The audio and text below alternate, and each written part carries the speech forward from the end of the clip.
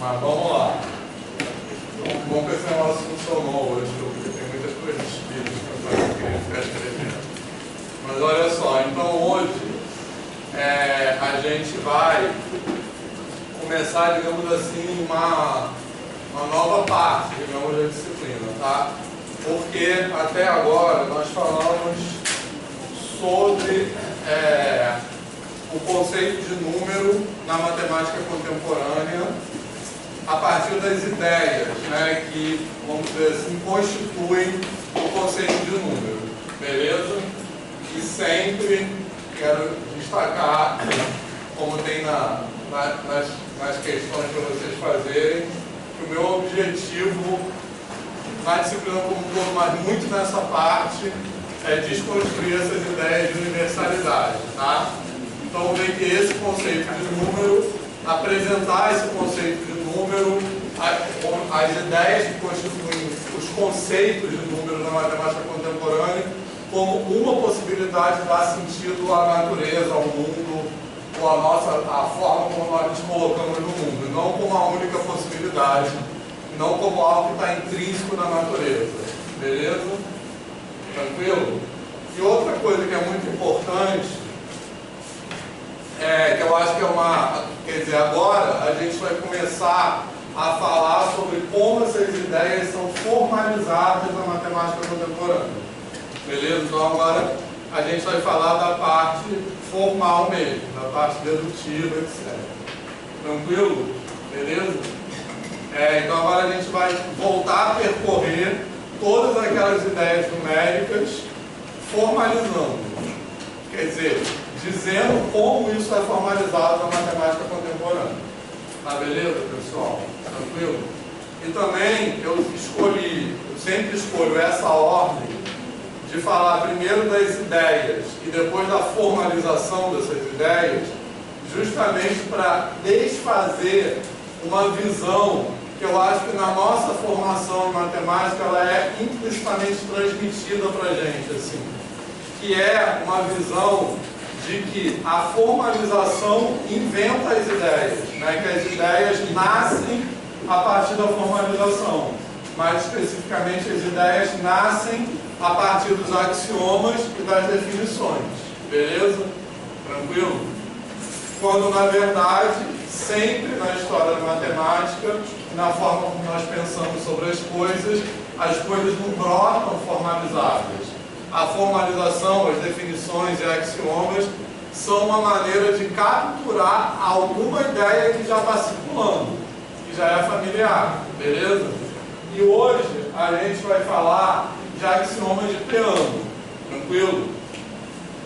Que é a formalização mais usada, né, assim, quer dizer, a construção, o sistema axiomático mais usado para formalizar os números naturais. Tranquilo? Tá? Bom, e aí pensando nisso, essa coisa que eu acabei de falar fica muito evidente. Por quê? Né? O que eu acabei de falar? Que a formalização não inventa as ideias, a formalização tenta descrever e capturar ideias que já estão circulando. Beleza? No caso dos axiomas de Peano, isso fica muito evidente. Por quê? Porque os axiomas de Peano formalizam os números naturais. E os axiomas de Peano são do começo do século XX. Beleza? 1908, se não me engano, não sei, tá? Enfim, é dessa época aí, da virada do século XIX para o século XX. Então, nessa época, foi quando foi construída a primeira tentativa, a primeira formalização dos números naturais, a primeira formalização axiomática dos números naturais. E, obviamente, já se lidava com as ideias de números naturais muito tempo antes. Tranquilo? Então, é óbvio que não apareceu números naturais com axiomas de Peano, né? Beleza, pessoal? Então, acho que isso, rapidinho, desconstruir essa ideia, eu acho que é muito importante para quem vai ser professor e professor de matemática e educação básica, não apresentar as coisas pelas suas definições, né? Isso tem muito a ver também com a ideia de problematização que eu defendo, que antes de dar a definição, antes ou junto com uma definição, a gente tem que discutir com os alunos também a que pergunta essa definição responde. E não dar a definição como se ela tivesse caído do céu. Arthur. É só que você falou que, como sendo a primeira, os axiomas de Peano, eu acho que um pouquinho antes do Russell e o White, eu acho que eles também tem uma crítica e a novidade que eles... Quem abre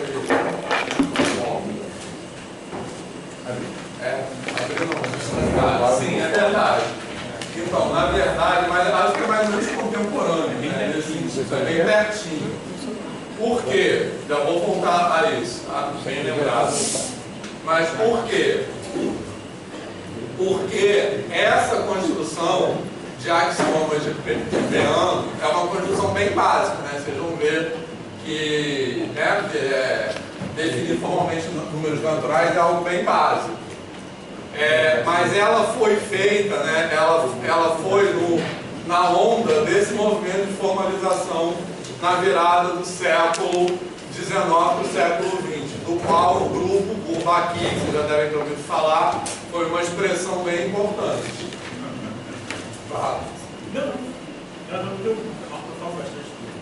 O grupo Bourbaki. Eu entendi. E o Everton? Eles meio que foram expulsos do Google, né? Porque eles queriam fazer os projetos categoricamente. Só que o Google aqui já usava teoria dos conjuntos. Aí eles queriam fazer por categoria.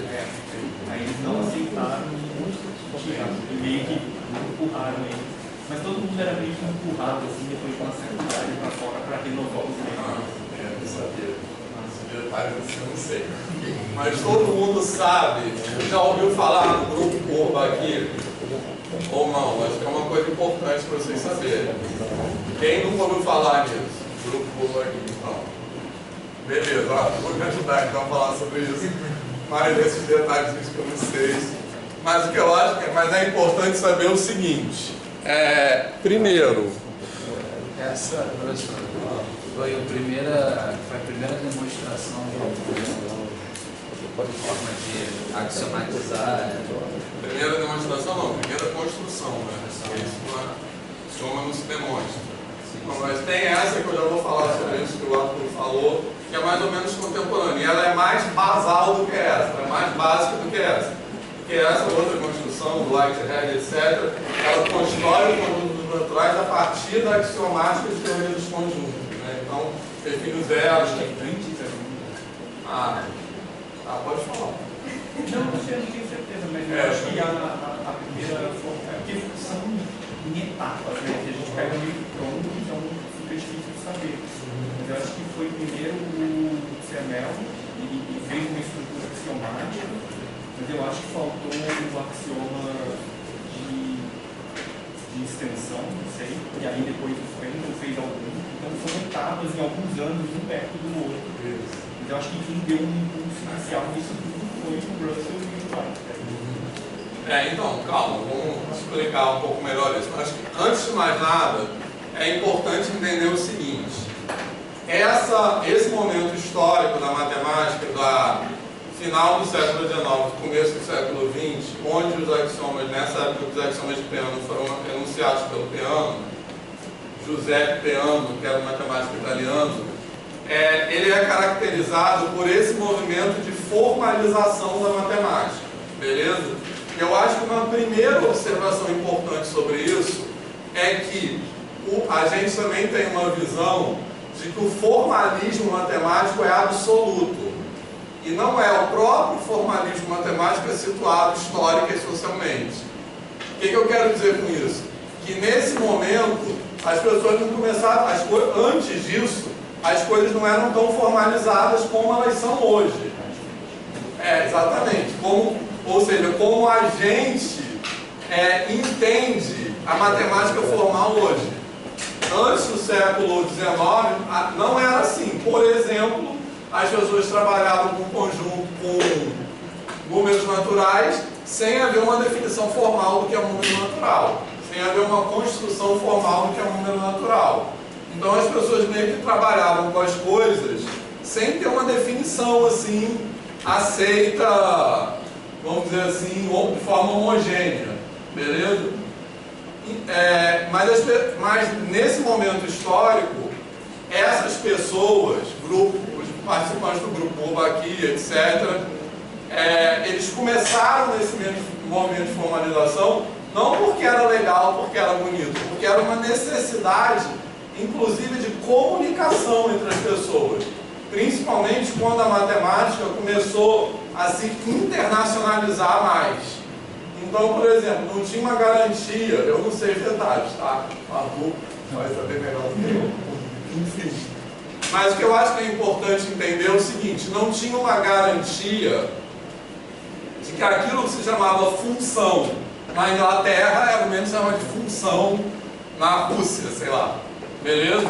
Então, quando a matemática começou a se internacionalizar e começou a se capilarizar, né, a se entrar em problemas mais complicados, digamos assim, essa necessidade de formalizar as coisas se tornou imprescindível, porque as pessoas estavam começando a demonstrar teorema sobre coisas que não era, que você não sabia muito bem o que estava falando. Tipo, toda função contínua é não sei o quê. Mas o que é uma função? O que é a continuidade?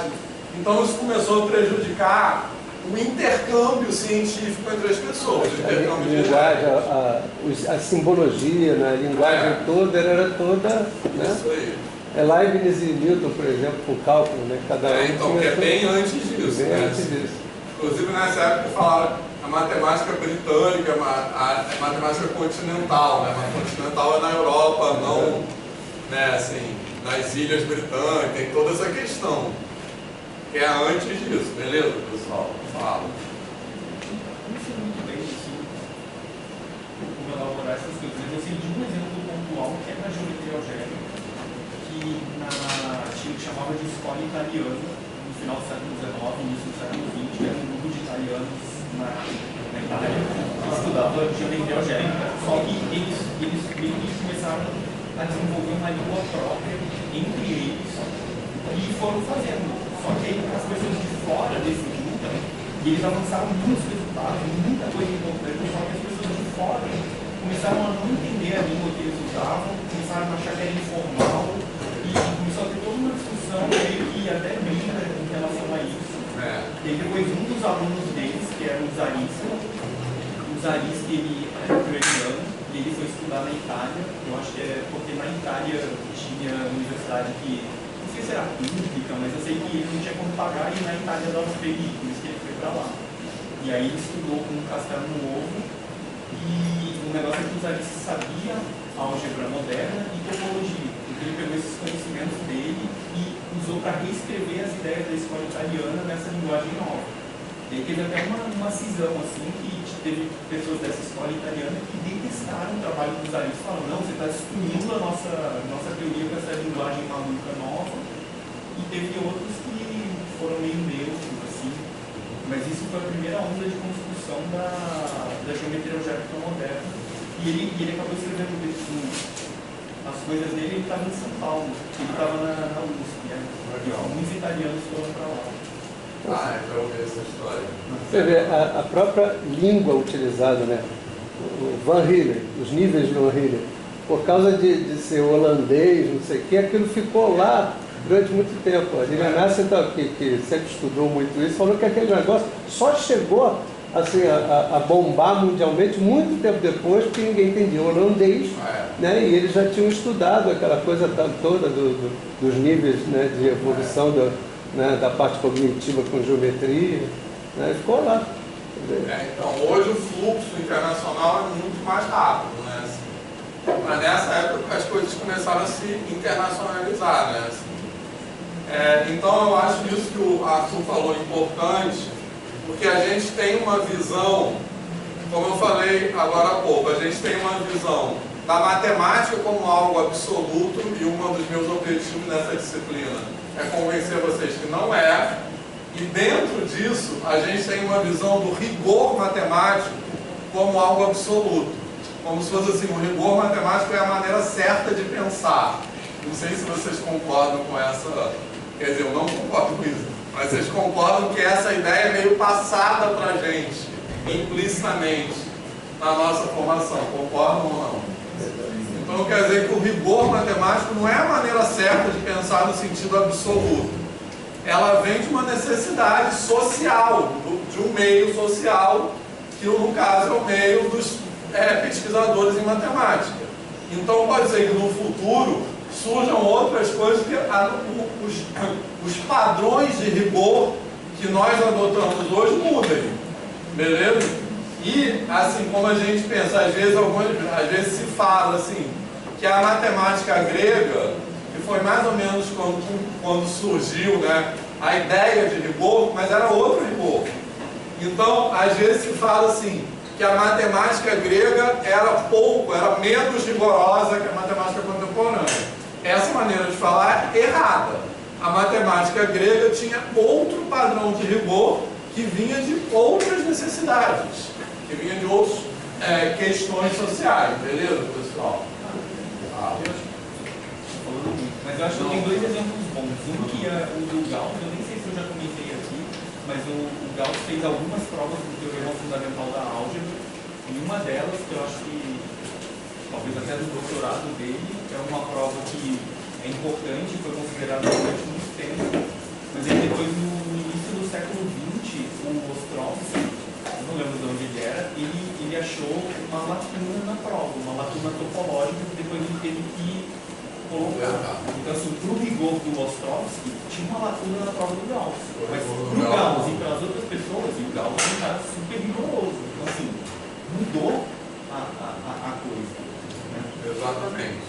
E o outro exemplo é, quer dizer, as pessoas integravam há séculos antes do fim da definição dele de integral. É a mesma coisa dos números naturais, né? Né? Todo mundo somava 1 mais 1 é milênio, né? No final do piano. Então, a gente vai ver aqui a definição de somos aí que somos de piano. Não foi assim que a soma foi inventada.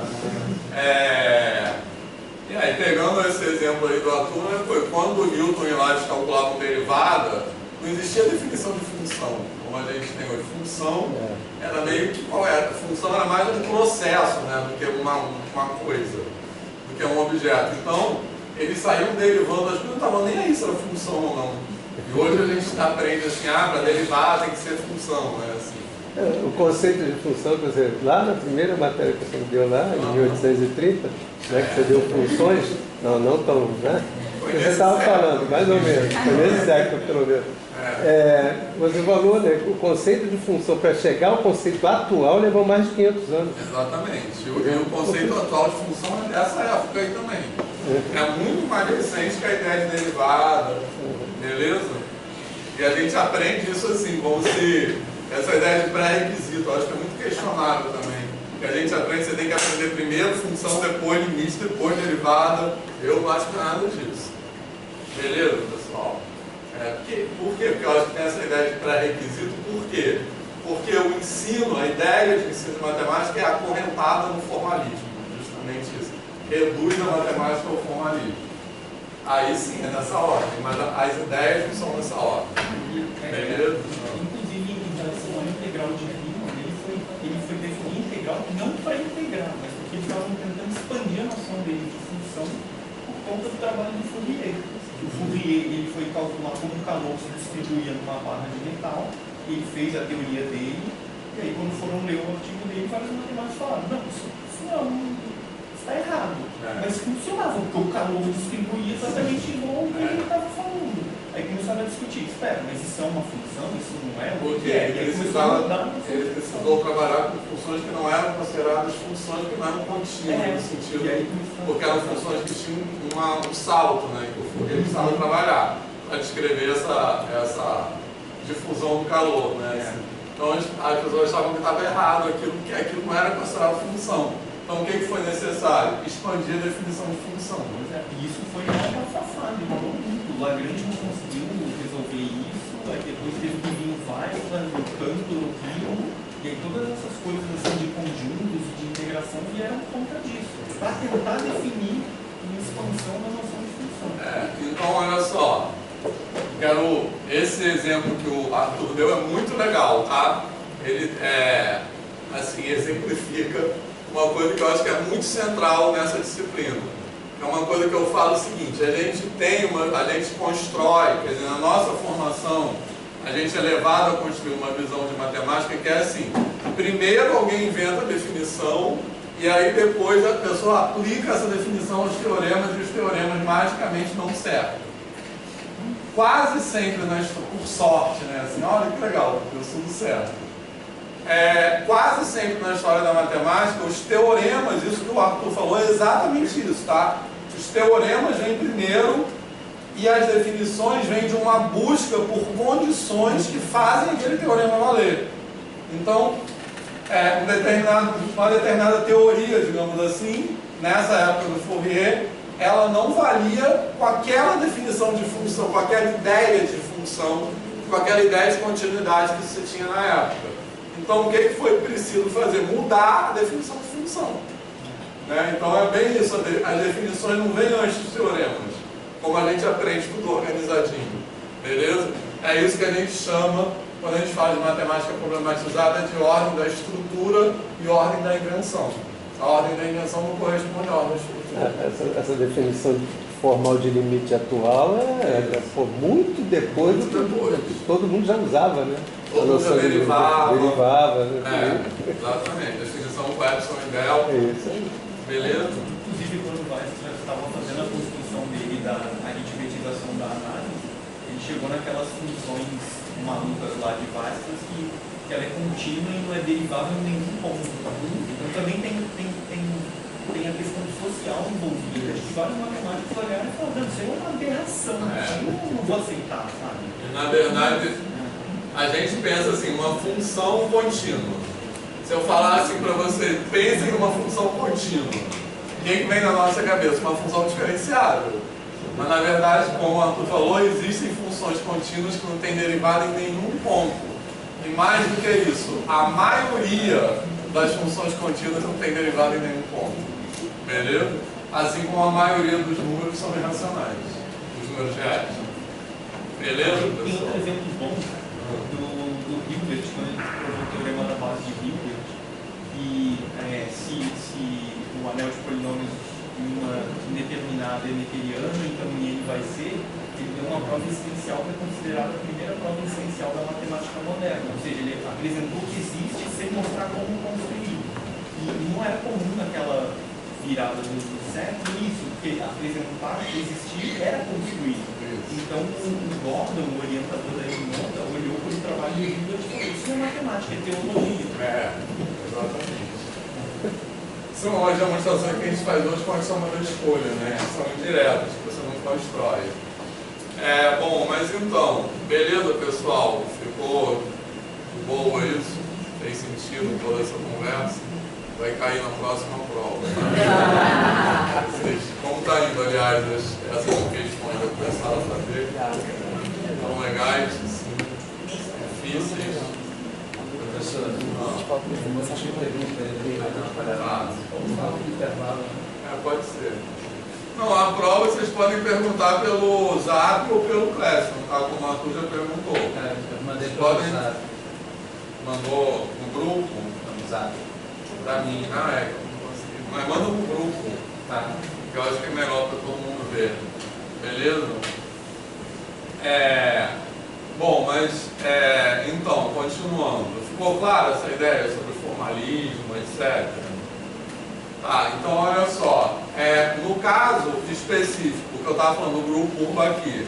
Então, nesse movimento, que era um movimento, como eu disse, socialmente situado, da necessidade de formalizar as coisas, existia esse grupo Urba aqui, que na verdade era um grupo de matemáticos que se juntou para fazer um esforço de formalizar as coisas. E era um grupo de matemáticos que assinavam com um pseudônimo que era Nicolas Bourbaki, ou Nicolas, que era em francês. Enfim, e eles escreveram vários livros de várias áreas com essa nova abordagem na época. E era uma abordagem formal, e mais especificamente do que isso. o movimento Bourbaki tinha uma ideia de fundamentar toda a matemática na teoria de conjuntos, beleza? Essa era a ideia do movimento Bourbaki. Então isso é outra coisa que eu acho que é muito importante, porque a gente vai falar daqui para diante, que parece uma coisa muito surpreendente, mas até então não existia a ideia de conjunto. A ideia de conjunto, como a gente entende hoje, foi criada também nessa época. Então, hoje, a gente pensa nos conjuntos numéricos, ou seja, a gente pensa nos números, quase que inevitavelmente pensando nos conjuntos, beleza?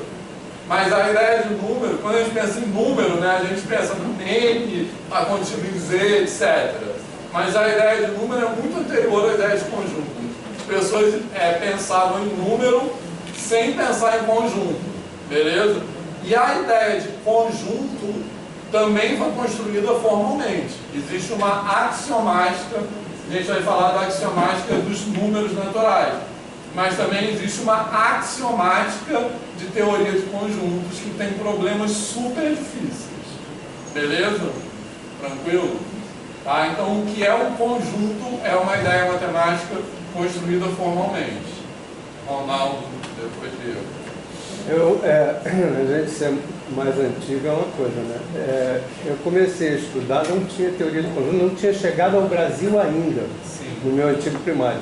Quando eu entrei para o CAP, que ainda era CAP-UEG, depois virou CAP-UERJ, é que chegou lá a teoria de conjuntos. E aí virou o que eu chamava, né, e quando eu comecei a dar aula, de conjuntivite. Que começou a cegar e tudo tinha que ser ensinado com a teoria de conjuntos.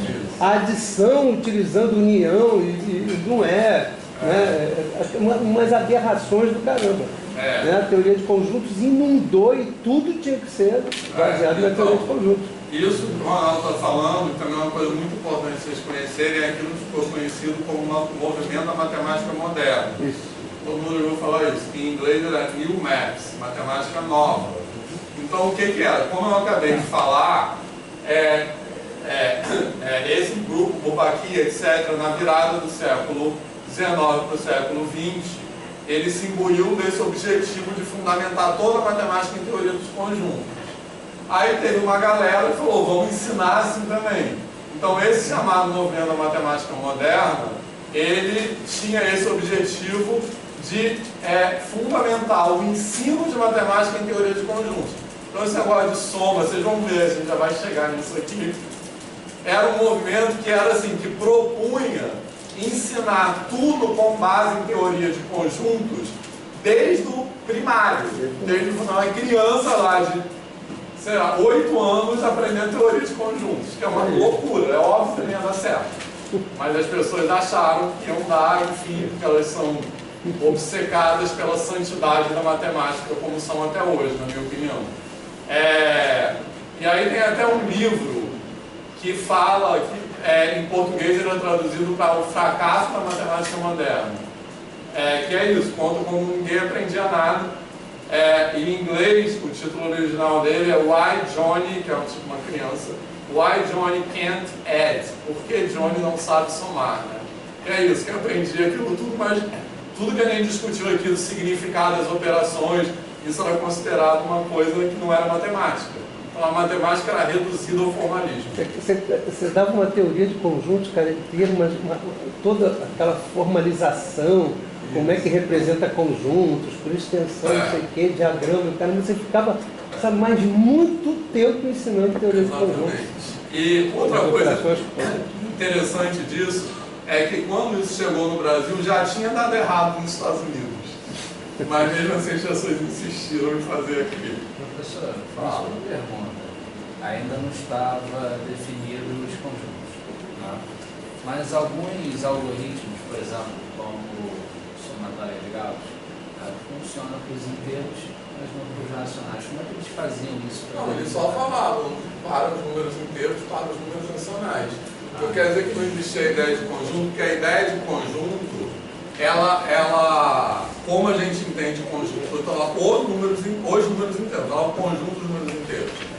a ideia de conjunto, como a gente conhece hoje, é uma ideia construída, definida axiomaticamente, que tem coisas, inclusive, contra-intuitivas, né? Assim, tem, por exemplo, se eu falar assim para vocês, ó, dada uma propriedade, preste atenção, quero falar um pouco 2 minutos, já que axiomática é teoria de que ele for falar disso agora, a gente vai se perder. Mas assim, porque tem muitas questões muito complicadas. É que tem uma coisa assim, às vezes quando você tenta definir um conceito muito básico, isso leva para questões muito surpreendentemente complicadas. Mas olha só, se eu falar para vocês a seguinte frase, assim, para vocês. Dada uma propriedade, existe o conjunto dos elementos que satisfazem essa propriedade. Vocês acham que isso é razoável ou não? Se eu pegar uma propriedade, fala uma propriedade aí qualquer, ser par, sei lá, eu posso construir o conjunto dos objetos, dos elementos que satisfazem essa propriedade, sim ou não? O que vocês acham? Ser par, sim. Então, não posso. Então, isso, se a gente coloca isso que eu acabei de falar como axioma, esse axioma leva a uma contradição, leva a um paradoxo, que é chamado paradoxo de Russell. Na verdade, você tem que dizer assim, eu não posso pegar uma propriedade qualquer, né, ser um polígono, e formar o conjunto de todos os objetos que tem aquela propriedade, beleza?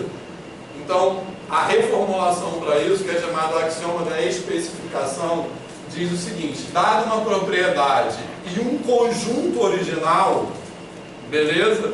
Eu consigo definir o subconjunto daquele cujos elementos satisfazem aquela propriedade. Então, original, os inteiros. Então eu posso falar assim, os inteiros. Eu tenho um conjunto dos inteiros pré-existente. Aí eu posso falar assim, seja A o conjunto dos inteiros que são pares. Aí esse A está bem definido, está bem definido. Agora, se eu falar seja A o conjunto das coisas que são pares, isso não é um conjunto bem definido. Beleza? Basicamente, isso leva a um paradoxo. Eu não vou falar disso aqui, porque senão vai ficar a aula inteira falando sobre isso. Beleza? É uma opção mesmo, que se a gente for voltando, nunca mais acaba. Mas olha só, mas basicamente, fez sentido isso? Algum sentido ou não? Na mesma hora que você falou, eu falei sim, por quê? Porque eu já pensei, não, X é inteiro, mas então primeiro, já estou falando primeiro do inteiro, né? Então tem que existir alguma coisa antes. Exatamente. Então, mas aí tem outras construções que levam à existência dos inteiros, beleza? Vou falar um pouquinho disso daqui a pouco. Mas assim, basicamente, a impossibilidade de você falar isso, ela vem do seguinte, que não existe um conjunto universo, beleza? Em axiomática, o que é um conjunto universo? É um conjunto do qual todas as outras coisas são elementos, beleza? Tranquilo? Não existe um conjunto de todos os conjuntos, beleza, pessoal? Porque ele teria que ser elemento dele mesmo. Então isso leva a vários paradoxos, beleza? No caso, dentro da axiomática, dado um conjunto, existem os axiomas daquele conjunto. Não, existe uma axiomática geral, que é a axiomática de teoria dos conjuntos, que essa axiomática ela define o que é um conjunto, entendeu? Da mesma maneira que essa axiomática aqui que a gente já vai ver, ela define o que é um número natural. Entendeu? Mas o que eu estou dizendo é que nessa axiomática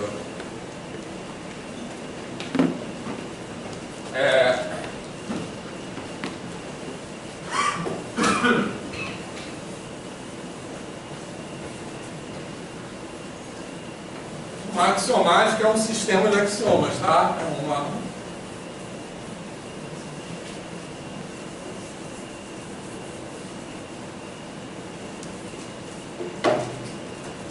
Eu poderia tentar enunciar o seguinte axioma.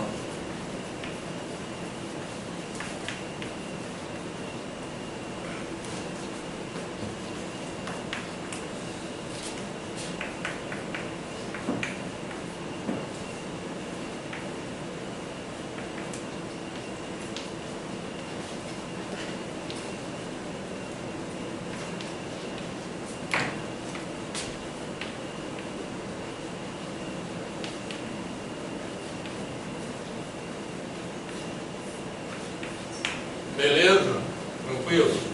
Dentro dessa axiomática de teoria dos conjuntos, eu poderia tentar enunciar esse axioma, que foi o que eu acabei de falar, beleza, pessoal? E aí a gente conclui que esse axioma leva a um paradoxo, leva a uma contradição. Se a gente colocar isso como axioma, a teoria fica inconsistente, tranquilo? Leva a absurdos, tá? Então, em vez disso, eu tenho que escrever assim: dados uma propriedade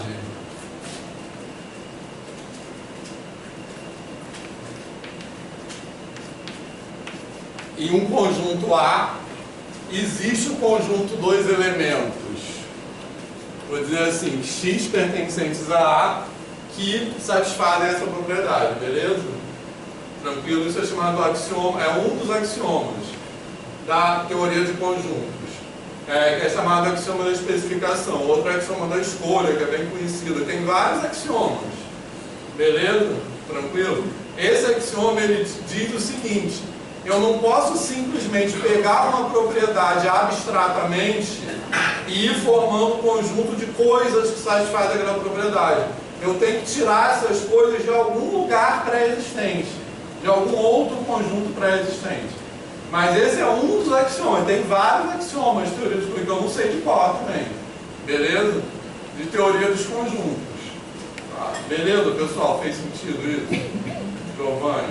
Eu acho que uma referência legal, talvez já conheçam, mas tem o livro Logical Mix. É um livro em quadrinho que fala justamente sobre esse período da história da matemática. O protagonista é o Bertrand Russell. Tem algumas liberdades artísticas, né, para fazer a história, mas eu acho que tem referências legais que dão para continuar e dar essa noção.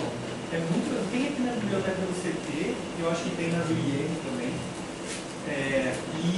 E ficou muito tempo sem vender. Não tinha, eu acho que outra. Não tem. Vamos lá, é muito legal esse livro. E é em quadrinho, eu gosto de ver quadrinhos. Quadrinho de história da matemática é legal. E fala muito dessas coisas. Aí fala do Russell, falando do paradoxo de Russell via a analogia que ele fazia do barbeiro. Então essa analogia do barbeiro rapidinho, tá? Que é a seguinte: na verdade, isso aqui, da onde vem esse paradoxo? Tem que me controlar, que o Arthur ficou. Da onde vem? Por que isso aqui gera um paradoxo? Pelo que eu falei, não existe, não pode existir. O que quer dizer que não é que não exista? É que assumir que isso exista leva a uma contradição, torna a teoria inconsistente. Beleza? Então, não pode existir, dentro da axiomática de teoria dos conjuntos, um conjunto universo, um conjunto de todos os conjuntos. Beleza? Porque ele seria o que a gente chama de autorreferente, que ele teria que pertencer a si mesmo. Então, isso meio que gera um loop que nunca acaba, um loop infinito. Essa ilustração, isso que é o paradoxo de Russell. Autorreferente. Ele teria que pertencer a si mesmo. Então, essa ilustração do barbeiro é assim, que dá para entender mais ou menos essa coisa de não poder ser autorreferente. É assim, numa cidade, o barbeiro barbeia todos aqueles que não se barbeiam. Então, quem barbeia o barbeiro? Então, se você perguntar isso, qualquer resposta leva a um paradoxo. Tranquilo? Então, assim, se o barbeiro barbeia ele mesmo, então ele não se barbeia. Beleza? Tranquilo? Porque o barbeiro barbeia todos aqueles que não se barbeiam. E se o barbeiro não se barbeia, então quem barbeia ele? O barbeiro, que é ele mesmo. Então o barbeiro, a moral da história, é que o barbeiro tem que ser excluído desse universo das pessoas que se barbeiam, porque senão isso leva a um paradoxo lógico. Beleza, pessoal? Deu para acompanhar? Deu mesmo? Tranquilo? Esse que é o paradoxo de Russell. Essa é uma ilustração do paradoxo de Russell. É que, na verdade, o paradoxo é muito fácil de enunciar, mas ele é muito confuso, tipo, quando fala rápido, assim. As palavras se juntam muito. Mas a ideia, eu acho que é que se você está falando assim, sem ter uma axiomática, você pode pensar em conjuntos que se contêm ou que não se contêm. Por exemplo, o conjunto das ideias, assim, falando de qualquer jeito, é uma ideia. Então ele se contém. Mas o conjunto fatos não é um pacto, então ele não se contém. Então eu posso pensar nos conjuntos que não se contêm. Aí eu falo assim, considera um conjunto que tem todos os conjuntos que não se contêm. Aí eu pergunto, ele se contém ou ele não se contém? Se ele se contém, ele não se contém. Porque ele só contém se não se contém. Então ele não pode se conter. Então ele não se contém. Mas como ele não se contém e ele contém tudo, se não se contém, ele tem que se conter. E também é uma missão. Então, eu acho que no caso do barbeiro é mais fácil de se entender. Ainda bem que não tem uma criança aqui, porque ela nunca mais vai querer estudar matemática. Então, mas é para tirar a matemática desse lugar de divindade. Eu acho que isso, o barbeiro é uma ilustração disso que ele falou, tá? Acho que é mais fácil de entender. Então, o barbeiro barbeia todos aqueles que não se barbeiam. Então, quem barbeia o barbeiro? Aí tem duas possibilidades, ou é ele mesmo ou não. Tranquilo? Certo? Então, segundo esse enunciado, se ele mesmo se barbeia, então ele não se barbeia. Tá? Beleza? E se ele não se barbeia, então quem barbeia ele? O barbeiro, que é ele mesmo. Então isso quer ser autorreferente. Beleza? Então você tem que delimitar de quem você está falando, basicamente. A ideia é essa, tranquilo? Fez sentido isso? Tá? Eu ia falar outra coisa, mas esqueci. Mas me fala. Posso só fazer um comentário do grupo aqui? É que, na verdade, o grupo começou como uma consequência direta e indiretamente da Primeira Guerra Mundial. Porque, na verdade, a intenção dele inicial deles não foi fazer tudo assim, de englobar toda a matemática. Porque a Primeira Guerra Mundial matou muita gente. Então, as pessoas que iam ser formadas e quem que não ia para a guerra? Quem era muito pequeno ou quem já era mais velho. Então, muita gente morreu aqui no meio. Então, quando as pessoas foram começar a ter aula de matemática na universidade depois da Primeira Guerra, eles tinham aula com pessoas muito mais velhas. Então, os membros do grupo aqui, porque tinha morrido todo mundo. Então, essas pessoas mais velhas, como era início do século XX, eles estavam ensinando uma matemática que era do início do século XIX. Então, eles estavam sentindo, digamos, um atraso, assim, uma diferença, e eles se reuniram para escrever um livro de análise. Eles falaram, não, vamos escrever um livro de análise que nem a gente poderia escrever de maneira moderna. E aí nessa discussão que eles falaram, não, mas aí teria que ter isso, não, teria que ter isso, não, mas aí a gente ia ter que falar de conjuntos. Não, então vamos fazer um livro de conjuntos. O negócio cresceu enlouquecidamente. Legal, então, tem uma eu versão... não sabia disso não, mas isso é legal porque como a educação contribui com o progresso da própria ciência. Né? Pois é, e aqui é uma coisa muito maluca, que ele pode ser muito bom e muito ruim ao mesmo tempo. Ruim nesse sentido de axiomatizar cegamente como maluco e aí tudo para de fazer sentido, mas ao mesmo tempo bom de se juntar e sistematizar as coisas. Exatamente. Mas beleza, pessoal, fez sentido essa parada do barbeiro? Tá? Bom, outra observação também sobre isso que a gente vai falar daqui a pouco é bem importante, é que esse paradoxo, ele é um paradoxo, na verdade, porque isso vai ser muito importante também, porque a gente vai falar a partir de hoje. Eu acho que eu já falei um pouco, porque toda a lógica matemática, o pilar básico da lógica matemática é o chamado princípio do terceiro excluído, beleza? Então, por isso que na argumentação o princípio do terceiro excluído aparece, porque se uma coisa é, ou uma coisa é ou ela não é.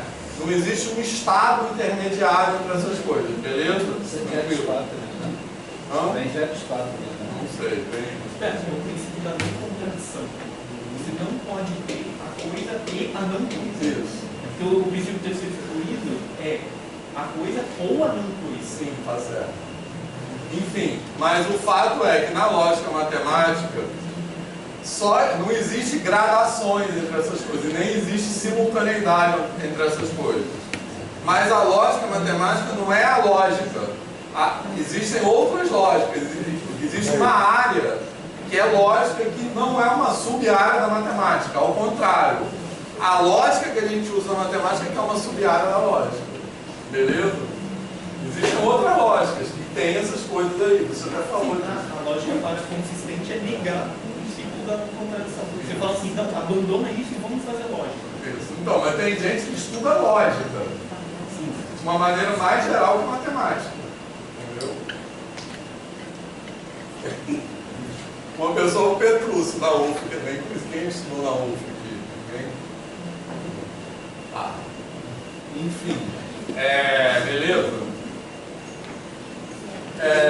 Bom, então vamos lá. Vamos falar dos axiomas de Peano, mas antes algumas preliminares, que a gente já está falando de preliminares aqui, que é isso. Os preliminares é isso aqui, ó. O que é um axioma, beleza? A gente já está falando um pouco disso aqui. Tranquilo, pessoal? Certo?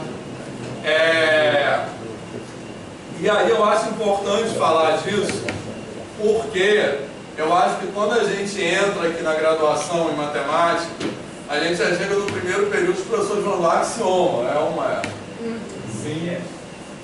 Todos concordam com isso? E aí, o que é isso? Assim?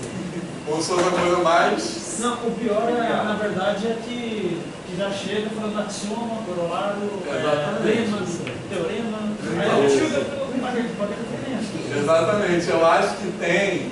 Mas eu tive um professor, eu mencionei como funciona o que é RPT.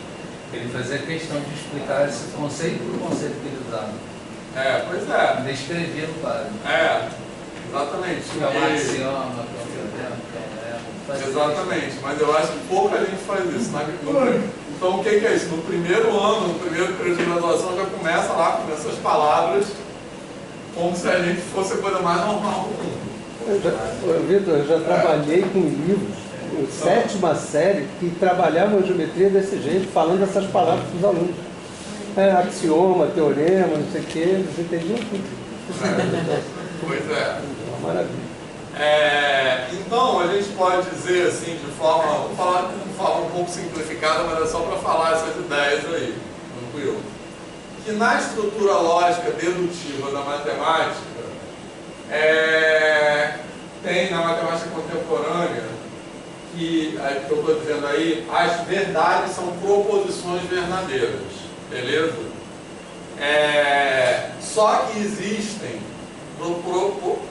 quer dizer, com proposições verdadeiras, tem uma diferença de verdadeiro e válido, né, na lógica, mas eu não sei bem qual é. Mas são as proposições que valem, digamos assim. E as proposições, basicamente, de forma um pouco mais geral, na nossa estrutura da matemática que nós lidamos, tem dois tipos de sentenças, sentenças lógicas, que são as proposições e as definições. Tá? Então, todo esse negócio que o Carlos falou, corolário, não sei o que, isso tudo são proposições. Quero falar um pouco sobre esses nomes.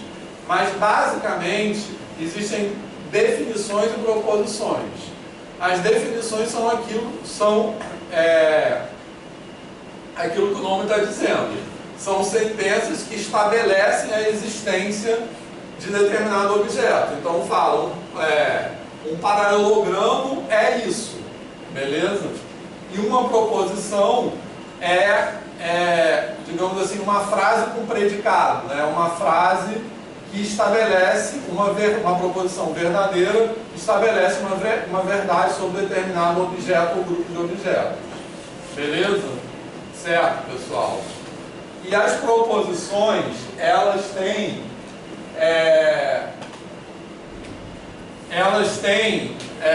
dois tipos de proposições, basicamente, que são, eu vou falar assim, ó, os axiomas e postulados. Eu vou considerar axiomas e postulados como sinônimos, tá? Os axiomas e postulados, que são as proposições que nós não demonstramos. Mas eu já quero dizer por que nós não demonstramos, tá? Beleza? E nós temos os teoremas, que são as proposições que nós demonstramos a partir dos axiomas, das definições e dos outros teoremas demonstrados previamente, com base em determinadas regras lógicas, que não são absolutas também. Beleza, pessoal? Tá? Então, eu falei agora, um axioma é uma proposição que nós não demonstramos. Por que nós não demonstramos? Por que existem proposições que nós não demonstramos? Porque a matemática é uma ciência, acho que também isso muitas vezes é contra a visão que a gente constrói da matemática, que a matemática é uma ciência de verdades relativas. A matemática não é uma ciência de verdades absolutas. Tranquilo? Acho que uma vez eu ouvi numa palestra o Elon lá de Lima falando isso, e eu acho que foi a única coisa da minha vida que eu concordei com ela. Eu ia falar isso, ela, meu Deus. Enfim, que era, enfim, óbvio que não era uma coisa de demonstração. Beleza, pessoal? Eu acho que essa é uma visão muito. A gente forma a ideia que as verdades matemáticas são absolutas. Tranquilo? Tá? E elas são, as verdades matemáticas, que são as proposições verdadeiras, elas sempre são verdades relativas a outras verdades. No seguinte sentido, se isso é verdade, então isso também é. Tranquilo? Certo?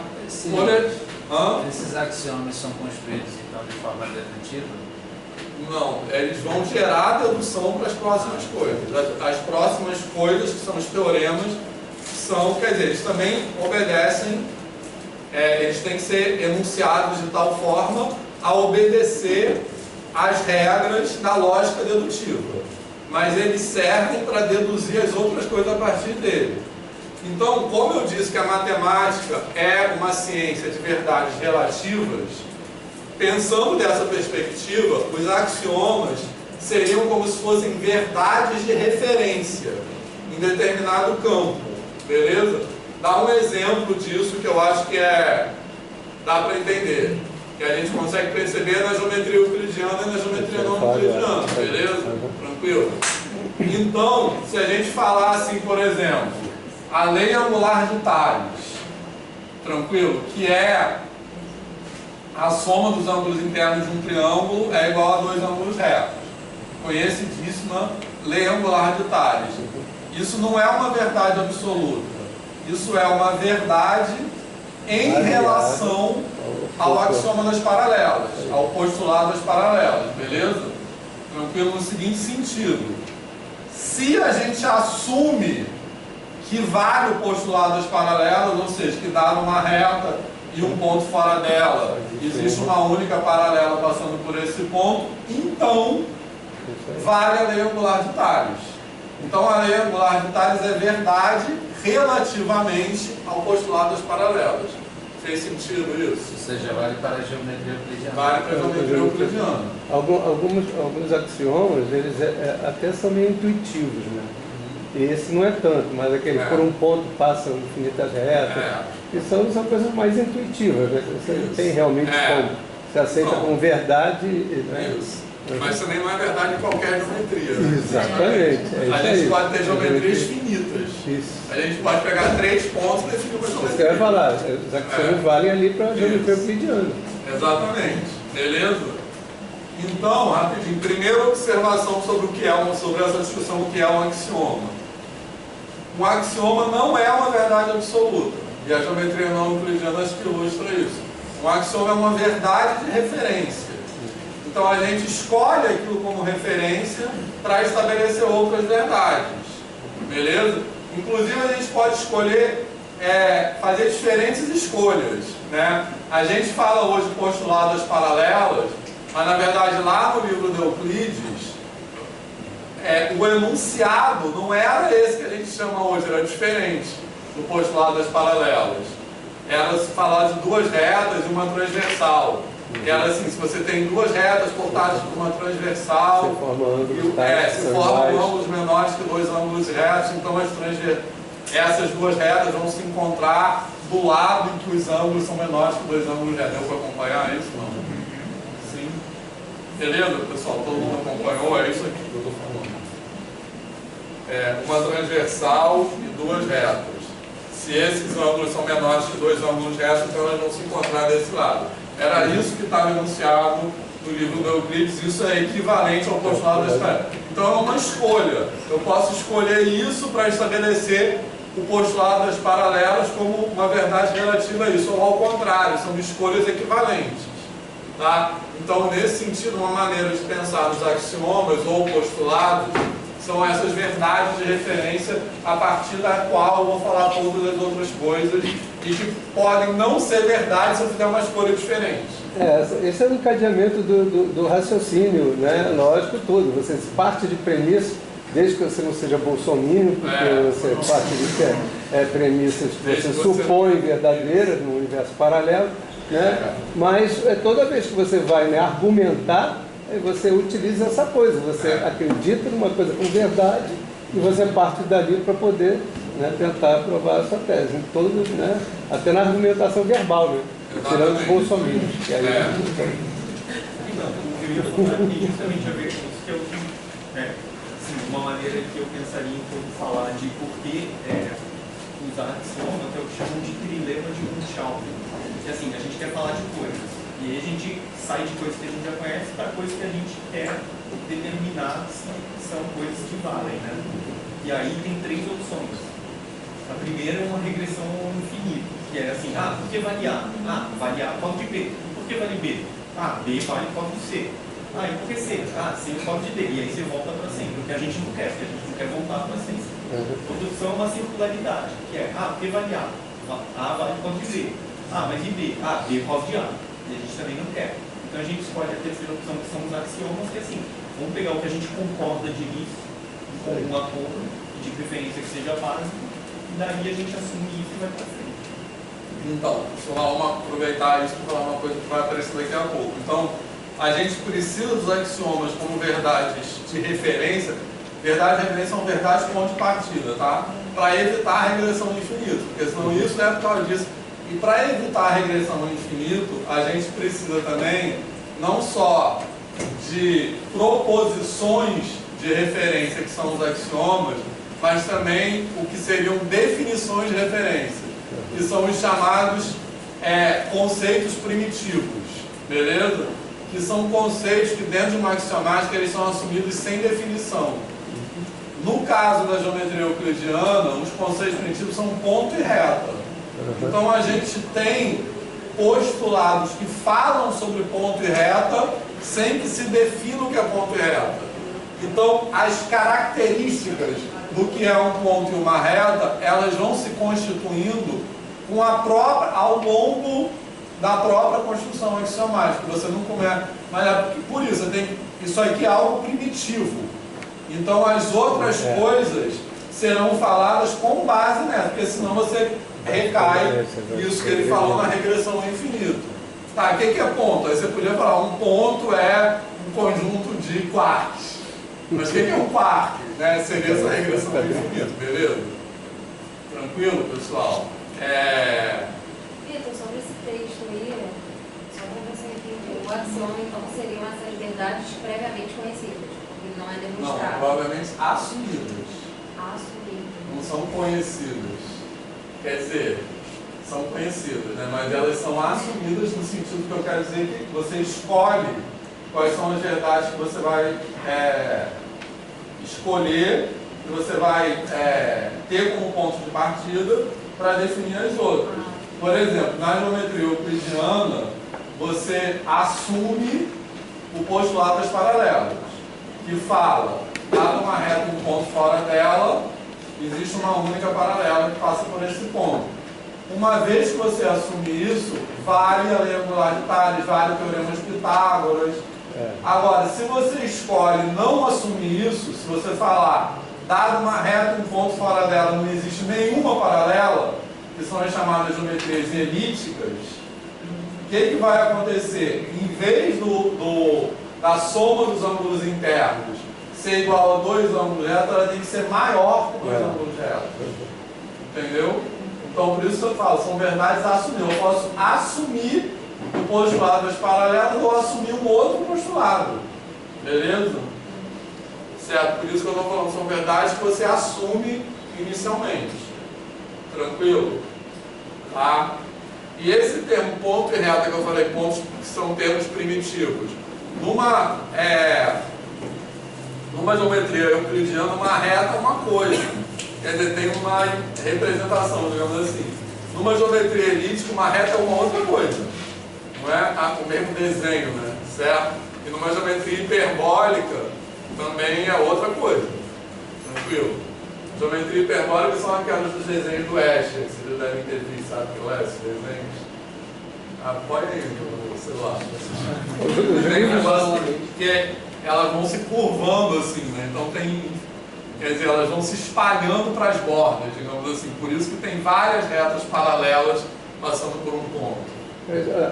Durante, sei lá quanto tempo, os livros todos começavam a geometria plana assim. Conceitos primitivos, ponto, reto e plano, aí você dava os símbolos, né, para representar, não sei o quê, e ia montando essa coisa que é muito difícil do aluno, mas isso desde o primário. Desde o antigo primário você começava a falar disso. Uma loucura.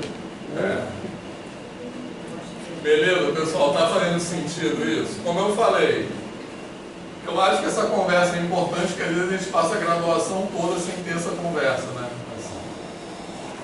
Tranquilo? Então, basicamente, a gente pode chamar tudo isso de proposições, né? Se eu falar isso, a soma dos ângulos internos de um ângulo, de um triângulo, são dois ângulos. Isso é uma proposição. Dentre as proposições tem axiomas e teoremas, beleza? Tranquilo?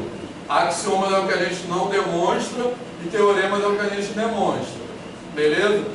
E, na verdade, dentro de uma mesma teoria, a gente pode ter construções equivalentes nas quais a gente coloca uma coisa como teorema ou como axioma. Tranquilo? Por exemplo, no livro de Euclides, isso aqui que é o axioma, que é o postulado, na verdade. Isso aqui que é o postulado, que é isso que eu falei. Se duas retas cortadas por uma transversais formam dois ângulos internos, elas se encontram desse lado. Isso aqui é colocado como axioma. E aí é demonstrado como teorema que, dada uma reta, um ponto fora dela, existe uma única reta paralela, passando por esse ponto. Mas eu posso trocar isso. Eu posso colocar isso como postulado, e aí isso aqui vai ser teorema. Entendeu? Então até a escolha do que é postulado e do que é teorema também não é única. Beleza? Fez sentido isso? E quando que essa troca não é válida? Quando que é possível trocar um postulado com um axioma, um postulado sem então, não é válida, mas é assim, quando ela é equivalente ou não. Entendeu? Beleza? Posso apagar aqui?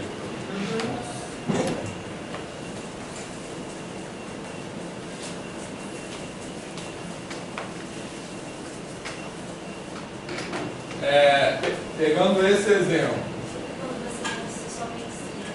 Exatamente, quando essas coisas são equivalentes. Eu posso escrever isso aqui, ó. Vou escrever com um desenho, tá? Isso aqui seria um desenho do postulado das paralelas como a gente conhece. Tranquilo, pessoal? Tá certo? O que eu estou dizendo? Dada uma reta e um ponto fora dela, existe uma única paralela a essa reta. Tranquilo? Tá de boa? Certo? Tá? E aí, eu tenho esse outro enunciado aqui, que é aquele que eu falei antes, que eu estou com preguiça de escrever, mas todo mundo está entendendo o que é, né?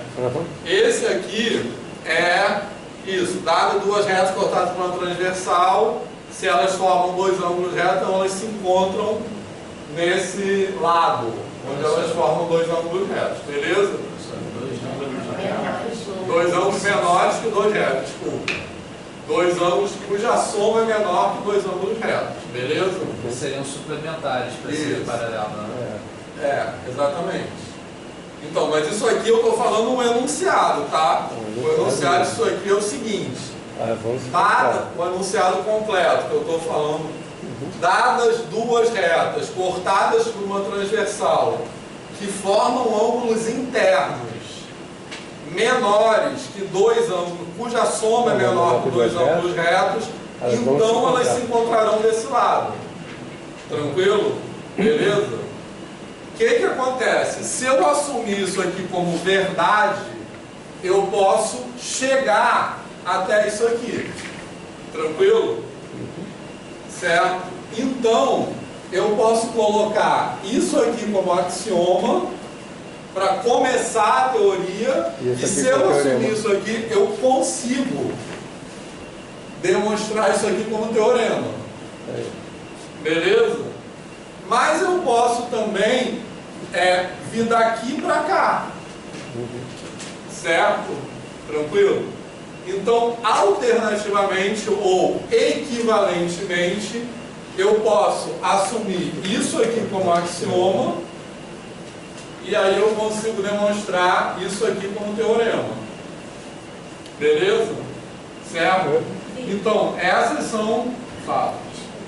Teorema e postulado, teorema não. Axioma e postulado, então é a mesma coisa? Eu estou usando como sinônimo, já vou chegar lá. Você estava usando postulado, o negócio de colocação. Não, vamos pensar como sinônimo, tá? Tranquilo? Já vou chegar nesse ponto, beleza? Então, axioma e postulado para a gente é sinônimo, tá? Já vou explicar qual seria a possível diferença. Mas para entender isso aqui, vamos pensar como tá de boa isso, pessoal. Certo? Então, aqui eu tenho duas construções equivalentes, mas que constroem o mesmo campo teórico, que é a geometria euclidiana.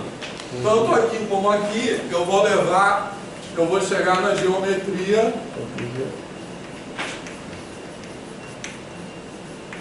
euclidiana, beleza? Agora, eu posso dizer também que, dada uma reta e um ponto fora dela, existem infinitas paralelas. Beleza, pessoal? Certo? Aí, isso aqui não é equivalente a isso. Certo? Então, se eu escolher isso aqui como axioma, eu vou chegar em outra coisa. Não vou chegar na geometria euclidiana. Essa qual é a geometria? Essa é hiperbólica, mas na verdade tem mais de uma geometria hiperbólica. Geometria euclidiana só tem uma, existem geometrias elípticas e geometrias hiperbólicas. Não euclidianas são as elípticas e hiperbólicas. Exatamente. Então olha só. Calma, olha só, vamos lá. Então aqui nessa parte de cima, eu posso colocar isso como axioma e chegar nisso como teorema. Ou eu posso colocar isso como axioma e chegar nisso como teorema. Tá? Essas são construções alternativas e equivalentes, porque elas chegam no mesmo resultado, digamos assim, que é a geometria euclidiana. Beleza? Agora, isso aqui, se eu substituir esse axioma por esse não é equivalente a esse, eu vou chegar em outra coisa. Entendeu? Beleza? Tranquilo, pessoal? Fez sentido isso? Agora, só para explicar essa questão dos termos, tá? Porque, da onde vem a palavra geometria elíptica e hiperbólica? Não tem nada a ver com elipse e hipérbole, não, tá? Tem a ver com a origem grega dos termos elíptico e hiperbólico. Porque elíptico, na Grécia Antiga, quer dizer falta, e hiperbólico quer dizer excesso. Beleza? Então, olha só, o que esse axioma das paralelas diz? Que, dada uma reta e um ponto fora dela, existe uma única paralela que passa por esse ponto. Como é que eu nego isso? Tem duas maneiras de negar. Porque se o enunciado está dizendo que existe uma única, certo? Para isso não ser verdade, é porque ou não existe nenhuma, ou porque existe mais de uma. Então, quando não existe nenhuma reta paralela, são as chamadas geometrias elípticas. E quando existe, que é as geometrias onde não existe paralelismo. Beleza? O exemplo bem palpável da geometria elíptica é a superfície do planeta. Tranquilo? Vocês podem utilizar negacionistas. As navegações todas, né? Os controladores de voo, todos estudam. A gente voa numa geometria elíptica, né? Isso aí. Porque aí as retas são os círculos máximos. Beleza? Que aí a gente forma um triângulo com 3 ângulos retos. Beleza? Então isso é uma geometria elíptica. Se você pegar quaisquer duas retas, elas se encontram. Então não tem paralelismo. Então é a geometria da falta, nesse sentido, que falta paralelismo. E as geometrias hiperbólicas é esse desenho aqui que eu fiz. É quando você tem uma reta, um ponto fora dela, e tem mais de uma reta paralela. Beleza? Então é como tem excesso de paralelismo. Por isso que elas são geometrias hiperbólicas. Então tem a geometria euclidiana e as geometrias não euclidianas. As geometrias não euclidianas são várias, que são as hiperbólicas, que é uma família de geometrias, e as elípticas, que também é uma família. Fez sentido, Giovanni? Sim. Então esse aqui, os modelos para ela, que essas retas elas vão fazendo assim, ó. Elas vão tendo meio que um comportamento assintótico, assim. Beleza? Depois vocês põem aí. Escher, que era um artista que fazia um monte de desenhos usando as ideias geometrias, que as coisas começam a se dispersar nas bordas, digamos assim. Que ele tem desenho dos peixes, um monte de, né? Beleza, pessoal? Fez sentido isso? Tranquilo? Tá? Então é isso, só para resumir. Aqui a gente tem construções, quando a gente troca um axioma por um teorema que são equivalentes, a gente tem construções alternativas para a mesma coisa. Aqui, quando a gente troca um axioma pelo outro que não é equivalente, a gente tem uma outra coisa. Tranquilo? Então, nessa outra coisa, a gente vai ter outras verdades relativas. Tá? Então, aqui a gente vai ter a lei angular de Thales, a soma dos ângulos internos de um triângulo é 2 ângulos retos, e aqui nas geometrias hiperbólicas, a soma dos ângulos internos de um triângulo é menor que 2 ângulos retos. Nas geometrias elípticas é maior, beleza? Certo? Então a relatividade das verdades será diferente. Tranquilo? Então, a lei angular de Thales não é uma verdade absoluta. Ela é uma verdade relativamente ao postulado das paralelas. É isso que eu quero dizer nesse slide aí. Tá de boa isso, pessoal? Certo? Tranquilo, Roberto? Sim. Beleza, pessoal? Então acho que eu já falei tudo que está aí. Calma. Isso aí também eu já falei. Vou falar isso aqui. Isso aí eu acho que isso aí eu já falei também, tá? Vou falar isso que está aí. Eu estou usando axioma do postulado respondendo a Monique como sinônimos, tá? Mas na verdade, eu acho que hoje a gente pode considerar sinônimo. Lá originalmente, quando essas coisas surgiram, que foi na matemática grega, até onde se sabe, existia uma diferença entre postulados e axiomas, tá? Na matemática grega. Mas é uma diferença que fazia sentido no formalismo da matemática grega, mas não faz tanto sentido no nosso. Que é o seguinte: lá no livro de Euclides tinha 5 axiomas e 5 postulados. Tranquilo? O que eles chamavam de axiomas também era chamado de noções comuns, que seriam como se fossem assim, ideias gerais que orientam o pensamento, digamos assim. Então, por exemplo, um axioma no livro de Euclides o todo é maior do que a parte. E são coisas bem assim, que hoje não é bem assim. Isso daqui a pouco falar de infinito vai ver que... É doideira. Enfim. Mas, enfim, são coisas meio genéricas, são coisas que orientam o pensamento. Por isso os axiomas eram chamados noções comuns. E os postulados eram específicos daquele campo, que é a geometria. Tranquilo? Certo? Então os 5 postulados, eu não sei de cabeça. Um é o postulado dos paralelos, o outro você pode traçar um círculo com qualquer centro, qualquer raio. Então são coisas mais específicas. Isso é o que eles chamavam de postulados. É aquilo que se postula. Você pode prolongar uma reta, ou 2 pontos, entre 2 pontos definem uma única reta. Beleza? Faltou um só. Do triângulo, no caso congruência. De ângulos retos. Era um caso de congruência de triângulos. Era esse sim. Beleza? Certo, Monique? Mas pra gente não existe mais esse negócio de noções comuns. Então, o que é isso? Tá falando. Mas eu falei isso. Tá. Mas os postulados eu falei certo, né? São eles. Traçar uma reta a partir de um ponto até qualquer ponto. Que é basicamente isso, 2 pontos definem uma reta, assim como se fosse. Tá? Também prolongar uma linha limitada continuamente sobre uma reta, porque toda reta não existe. Então, a gente diria em linguagem contemporânea, você pode prolongar um segmento para uma reta, tá? Indefinidamente. Com todo o centro de distância, você pode descrever um círculo. Existe um círculo, qualquer centro, qualquer raio. Serem iguais entre si todos os ângulos retos. Ah, tá. Então não é congruência de triângulo, é congruência de ângulo. É. E em caso uma reta caia sobre 2 retas, faça os ângulos interiores do mesmo lado, menores que 2 retas, sendo prolongadas as 2 retas ilimitadamente, encontrarem-se do lado no qual estão os menores que 2 retas. Encontrarem-se do lado no qual não estão os menores que 2 retas.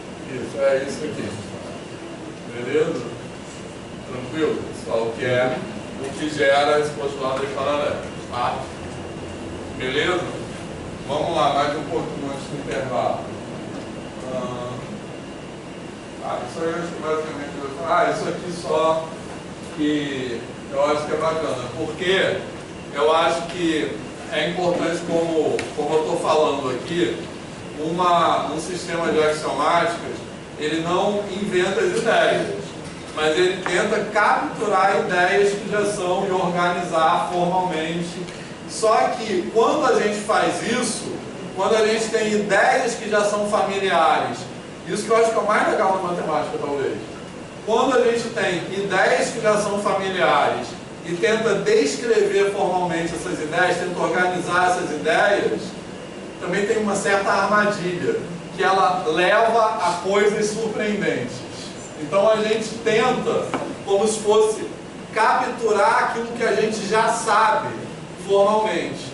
Mas ao fazer isso, o pensamento nos leva a verdades surpreendentes. Beleza? Tem sentido isso? Um exemplo disso existem infinitos maiores do que outros. Tranquilo? Ou o paradoxo de Banach-Tarski, que você pode pegar uma laranja, eu vou falar assim para ficar mais dramático, tá?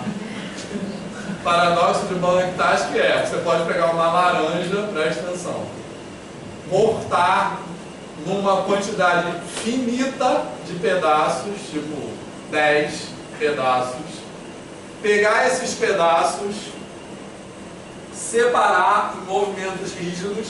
O que é movimentos rígidos? Só translações e rotações. São movimentos que não deformam. Não vou esticar o pedaço da laranja, eu vou só fazer assim e assim.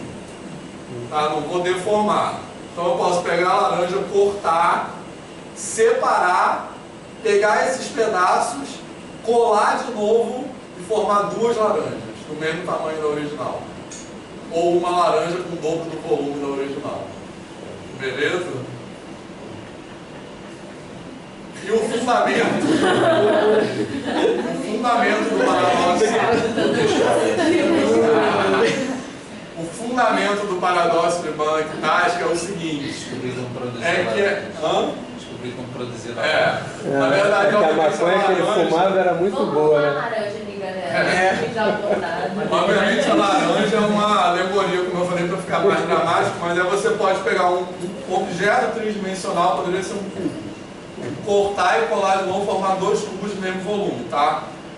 Isso aí é porque, na verdade, existem conjuntos não mensuráveis. Então, o que é um conjunto não mensurável? Não é um conjunto que a medida dele é 0, é um conjunto para o qual não é possível medir. Então, o truque é que você quebra a laranja em conjuntos não mensuráveis. Ao fazer isso, você perde o registro da medida. Aí, ao colar de novo, você não recupera a medida original. Mas, tudo bem, não precisa entender isso não, tá? Eu estou falando isso como um exemplo disso aqui, mas a gente vai ver exemplos mais simples. Que, ao tentar descrever uma ideia formalmente, isso nos leva às coisas muito loucas, a coisas muito surpreendentes. Beleza? Voltando a um exemplo que é um pouco mais pé no chão, é a ideia do infinito. Beleza? Da onde vem a ideia de conjuntos infinitos? Vem de uma coisa muito razoável, que é dois conjuntos têm a mesma quantidade de elementos se eu consigo estabelecer uma correspondência 1 a 1 entre eles, beleza? Que é aquela coisa do pastor de ovelhas. Tá? Ao assumir isso, isso me leva, então eles têm o mesmo tamanho, digamos assim, se eu posso ter uma correspondência 1 entre eles. Ao assumir isso, isso me leva, logicamente, à conclusão de que existem conjuntos que são do mesmo tamanho com pedaços de si próprios. Tipo os naturais pares, inteiros. Os pares com os naturais. Esse é mais um pouco, menos louco, um pouco, né? Porque, tranquilo? Então é isso aqui. Está de boa isso, pessoal? A cardinalidade exata é a mesma desde que você arrume uma dijeção, né? Exatamente, desde que você arruma uma bijeção. E um conjunto infinito pode ter uma bijeção com um pedaço de elemento. Fez sentido isso? Até os racionais conseguimos fazer isso. Vamos falar muito disso daqui a pouco. Tá de boa isso, pessoal? Deixa eu só parar um ponto aqui rapidinho, antes do intervalo. Tá, isso, esse ponto aí eu acho que é. Bom, vou botar aqui. Olha só, pessoal, para finalizar essa parte da aula, a segunda parte, a gente vai falar especificamente sobre axiomas de Peano, tá? Que eu estou falando que é um axioma, né? Então, quando a gente constrói um sistema de axiomática, beleza? Como eu falei, o que é um sistema de axiomática? São as verdades de referência com base nas quais a gente vai estabelecer outras verdades que são relativas àquela. Beleza, pessoal? Então, esses exemplos aqui que a gente viu, tá de boa isso? Professor, um exemplo que o senhor até citou, nos próprios casos de congruência. Você escolhe um para demonstrar os outros. Os três não são axiomas, é um deles. A gente usa isso, né? Mas na verdade lá sim, exatamente, esse exemplo. Certo, esse exemplo é do que eu estou falando, beleza? Tá, então se a gente assume um caso de congruência, os outros dois são verdades relativamente àquele, beleza? Tranquilo? Bom, mas para construir esse sistema de axiomas, ou seja, o que é um sistema de axiomas? É o conjunto de verdades de referência que serão usados para estabelecer um campo teórico. O que eu quero dizer um campo teórico? A geometria euclidiana, no nosso caso aqui será os números naturais, beleza, pessoal? Tá? Então, você não vai construir esses axiomas de qualquer maneira. Então ele tem três, ao construir um sistema de axiomas, ele vai ter três características desejáveis. São essas aí. Ele tem que ser mínimo, suficiente e consistente. Tranquilo? Pessoal, mas são desejáveis ou tem que ter? Então, porque tem um plot twist daqui a pouco. São desejáveis. Eu vou dar um spoiler logo, então. São desejáveis, porque na verdade isso é impossível. Mas a gente tenta chegar o mais próximo possível disso. Beleza? Então, olha só. Então, o que significa mínimo, suficiente e consistente? Tá? Mínimo quer dizer que eu não posso incluir na lista de axiomas alguma proposição que seja dedutível como teorema a partir das outras. Fez sentido? Tipo assim, nesse caso aqui, se eu coloco isso como axioma, eu não vou colocar isso também, tá? Beleza? Tranquilo? Certo? Porque isso aqui pode ser deduzido como teorema, então não seria mínimo, teria coisa demais. Tem que ser suficiente, quer dizer que tem que ser uma lista de tal maneira que todas as verdades, todas as proposições das outras possam ser deduzidas a partir daquelas. Beleza? Tranquilo? Então, eu não posso, por exemplo, não colocar isso aqui na geometria euclidiana. Porque não seria, se eu não coloco isso aqui, eu não sei, eu não tenho como chegar numa coisa única. Eu não sei se eu vou estar na geometria euclidiana ou na geometria não euclidiana. Então, se eu não coloco isso aqui, eu não posso deduzir a lei angular, nem que a lei angular de Tales vale, nem que ela não vale. Entendeu? Beleza? Então não está suficiente para definir aquele campo teórico. Fez sentido? Tá? E consistente é mais fácil de entender o que é, que não tem contradição. Beleza? Então, consistente é um sistema de axiomas que não permite demonstrar que uma coisa é e não é ao mesmo tempo. Não permite demonstrar que uma proposição é falsa e verdadeira ao mesmo tempo. Beleza? Isso é consistente, é não contraditório. Tá de boa isso, pessoal? Acho que na congruência e na semelhança de triângulos, eu sei que eles não conseguem colocar todos eles, mas basta que eles têm que assumir que um deles é um axioma para poder provar os outros casos. Exato. Senão não tem então, condições. Isso é suficiente. Beleza? Tranquilo, pessoal? Tá de boa? Agora, qual é como eu falei, o plot twist? Então, o que nem sempre é fácil, a gente vai fazer um exercício na volta do intervalo de tentar pensar o que seriam os axiomas de Peano, que é olhar para aquela... Então, o que é? Pensando nessas propriedades, é olhar para aquilo que a gente quer construir e tentar extrair o que é essencial daquilo. O que é essencial no sentido de ser mínimo e suficiente, que é enxuto e ao mesmo tempo eu consigo deduzir todo o resto daquilo. Esse é o exercício que a gente faz quando se tenta construir uma teoria, um sistema de axiomática, beleza? Agora, nem sempre é fácil, na verdade é impossível, porque felizmente existe o teorema de Gödel, que todo mundo já ouviu falar no que é isso ou não. Não? Teorema de completude de Gödel. Que diz... agora ou na volta do intervalo? Que diz que nenhum sistema de axiomática finito, finito quer dizer que tem um conjunto finito de axiomas e esses axiomas sejam baseados no alfabeto finito de símbolos.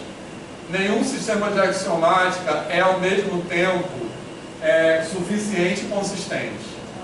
Que é os... Pode falar.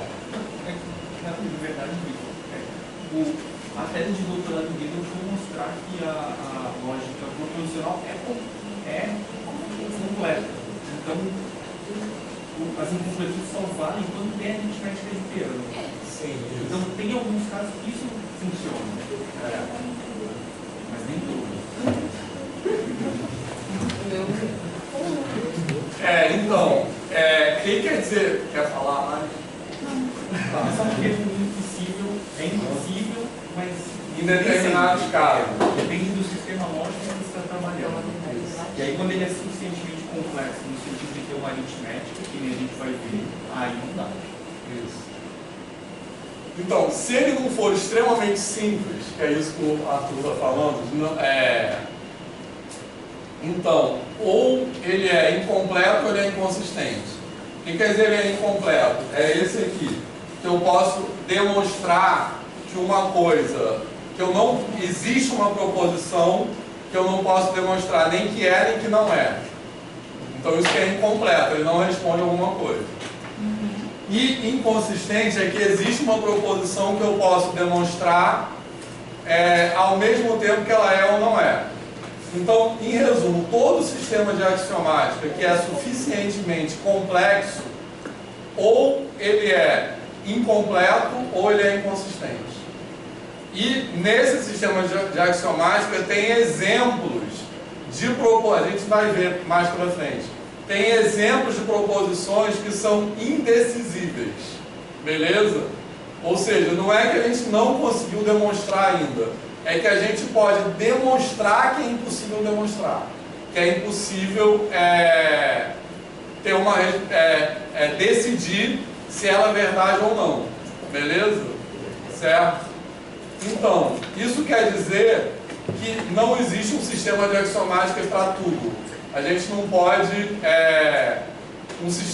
construir um sistema de axiomática que descreva toda a matemática. Porque, para não ser nem incompleto nem inconsistente, ele tem que ser extremamente simples, que é não ter uma aritmética no sentido que o Gödel fala. Então, mas eu acho que também tem o contrário de pode ser suficientemente complexo, porque dá para ir além disso, né? Eu acho. Quer dizer, é que eu não sei muito bem essas coisas, mas você supõe, eu acho que inclusive até de doutorado logo foi uma coisa nessa direção, que ele supunha que o alfabeto era não enumerável. E aí quando você coloca muita coisa para poder falar sobre, eu acho que dá para ir numa direção mais ampla, que não necessariamente fica restrita de completude. Mas eu não sei o que diz. Eu não sei também. Mas aí fica muito complexo. Mas eu não sei muito bem o sentido, mas é bem essa coisa. Todo mundo achava que esses três não valiam, assim, né? Aí tanto é que até de doutorado do Gödel foi pegar a lógica que ele trabalhou e mostrou, é consistente e completo.